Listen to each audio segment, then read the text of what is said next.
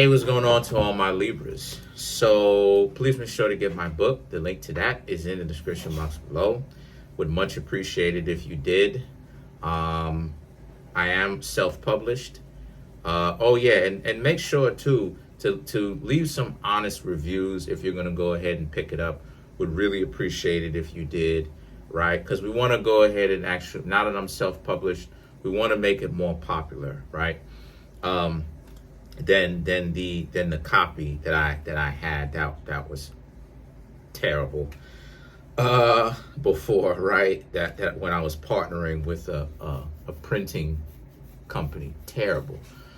Also too, if this reading resonated with you, feel free to contact me for personal private reading, Kareemspiritworks@yahoo.com, or you can go straight to my website, Kareemspiritworks.wixsite.com. So let's get into it for the Libras. So the Libras, you have the Seven of Pentacles, the Moon, the Wheel of Fortune. Is this going to be exactly the same? The Four of Cups. Let me see this. King of Swords. Let me see if this is going to... Okay. The King of Swords, the Chariot. I was not about to say... Did I not shuffle this correctly? The High Priestess, the Justice. Okay. The Ace of Swords, and last but not least, you have the Five of Wands. Okay. Because I know I shuffled it. So the Seven of Pentacles, the Moon, and the Wheel of Fortune. Okay.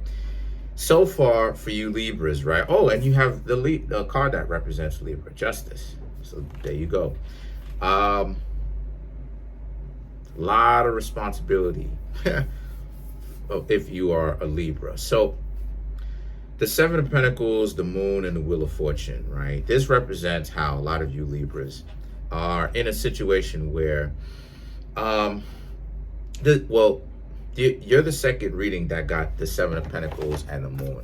You and Sagittarius got this back to back, okay? Now, why this is important is because the Seven of Pentacles and the Moon, the seven is love, okay?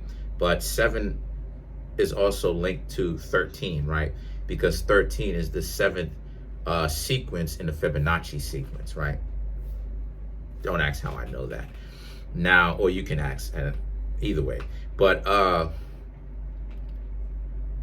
so 7 represents love. 7 can also represent destruction.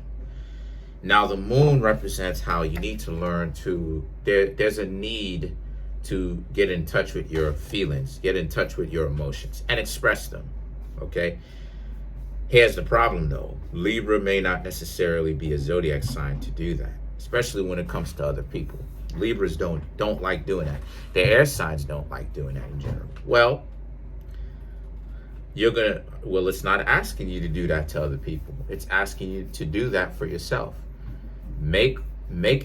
Create an understanding of what you want, right? Like for me, for instance, with a lot of the interactions that I've had with, I can't even say the word, with the people who I was getting to know. One thing that I don't like in a partner, right? As I was developing what I like and what I don't like, a better understanding of it. What I don't like in a partner is a partner that does not know at all, just confused, just don't know where they're going, don't like it, because I've been in situations myself, calling individuals, right? They're home, I'm home, right? This is back when I was in high school. They're home, I'm home, right? And I go ahead, call them, stuff like this. They're home, like I said, and I'm like, hey, do you want to go hang out? Now I'm busy, right? School, work, 3 jobs, right? When I was in high school, things of this nature, right? Stuff like that. So I remember meeting this person's parents. I can't even say meeting this person's parents, and they was like, hey, what's up, what's going on, and I got a chance to talk to him, and it was like, well, where you going? I'm like, hey, well, you know, I'm going home to eat so that I can come back, because I gotta work a job tonight, one of my jobs. They was like, well, one of my jobs, they was like, well, how many jobs do you have? I said, I have 3. And then both of this person's parents, the you know what I mean, was like, wow, okay, all right. And you can kind of see the respect on their face. But when I spoke to this individual, hey, call them on phone, you know, because asked to hang out with them. No, it's right after school. Asked to come up. Nah, you want to come to my, nah, okay. Then I go ahead, call them right after I put my bag down and stuff like this, just in my 30 minutes and stuff like this before I got to head out again, right? I ain't even eat yet. Hey, you want to go hang out? Nah, I don't necessarily want to do that. Blah, blah, blah, blah, blah, blah. Well, when I was come to find out, that person cheated on me, but because the thing is that as I was developing that, I realized I don't like that odd behavior. That's not that odd behavior. Yeah, that's weird. Because if you knew you didn't want to hang out with me, that's all it is that you really had to say. You didn't have to go through this rigmarole. That's all you had to say. That's it. And why that's important in the first place for you Libras to understand, I'm not, you know what I mean, is because you have to come to grips with what you want to, right? Because if you don't, you're going to be like a piece of driftwood on the sea, just getting picked up, slapped to the side of the ship with anybody. And then when they're done, when they reach to shore on their ship, they'll just take you off, throw you back in the ocean, or leave you there on the side of the beach, right? And do whatever else they want to you, right? So you have to draw a boundary. The Wheel of Fortune, drawing that boundary, creating that boundary. The Four of Cups and the King of Swords, creating that foundation. The King of Swords, understanding what you want and standing on it. And not deviating. A lot of people don't know what standards are. A lot of people think demanding certain things from the partner or I should say, a lot of people think specifically demanding outrageous things from the partner or the potential partner or the person whom you're trying to get to know is a standard. That's not what a standard is. A standard is something that you have within yourself, that you are trying to observe those particular traits in the other person. You demanding a boat trip or a cruise or a helicopter flight, that's not a standard. Because what does standard mean? A standard is a concise, even playing field of what it is that you want in a particular partner every single time. So you can't say that you have standards, but what sets a standard up? If one person can't give you a helicopter ride, but you want to hang out with them, you can't, by definition, that's not a standard. Why? Because one person whom you're hanging out with can give you a helicopter ride, and the other person whom you're hanging out with cannot give you a helicopter ride. Why? Because they don't have the finances for it. So that's not a standard at all. Because like I said, a standard is something that you set across the board. For instance, what's the standard way of playing chess? What's the standard way of playing checkers, right? What's the standard way of how it is that we read the time, right? So it means a consistent perspective across the board. Now, if your standards change, then that's not standards by definition. So, for instance, let me give you an example. What is a couple of my standards? An example of a standard that I would have is a person who I'm getting to know and that I want to be around long term is an individual that has decency, integrity, compassion, wisdom. Because what it sets up is, no matter whether the person has the finances or they don't have the finances, if they have those things, among other things, if they have those things, those traits about them, and they have a particular look, and I'm not necessarily really so worried about the looks. I'm really worried about the internal things more than the looks. more than likely I will go with this person and hang out with them. But I don't see a lot of individuals that has that standard. So that's why I wouldn't date them. You see what I'm saying? Or wouldn't, interact in that sense. So when it comes to you now, so I'm saying all these things about myself so that you can get a better perspective of what I'm trying to talk about with you, but using my examples, right? My real life examples.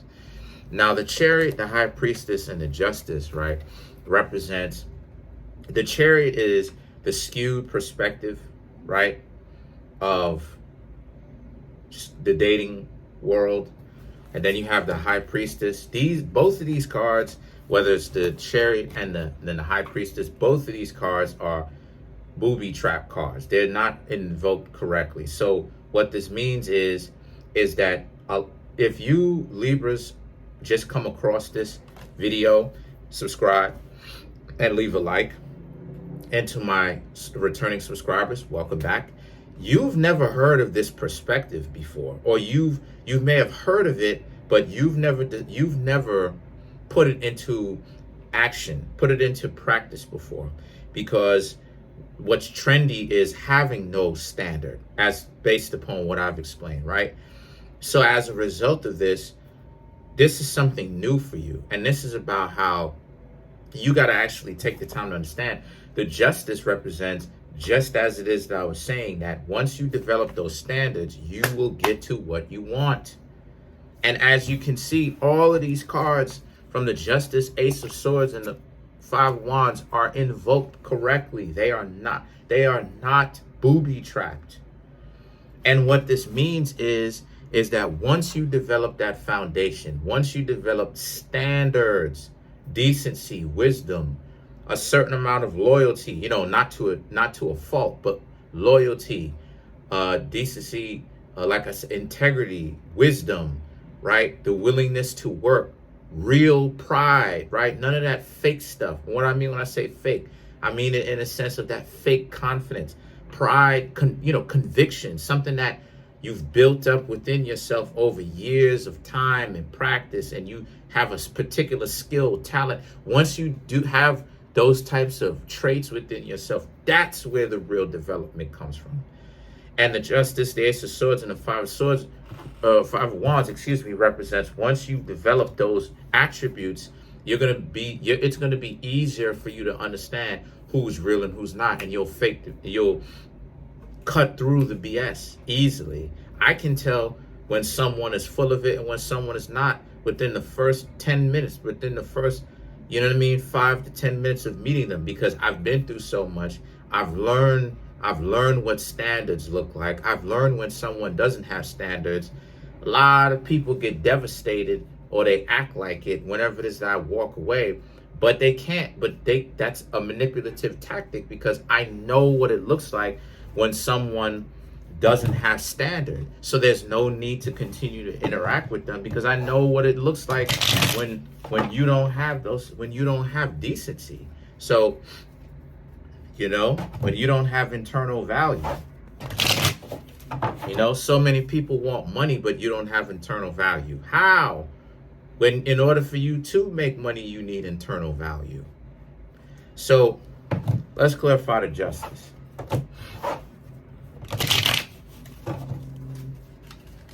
Let's clarify the Justice. You have the Empress, the Chariot. Wow, Six of Wands.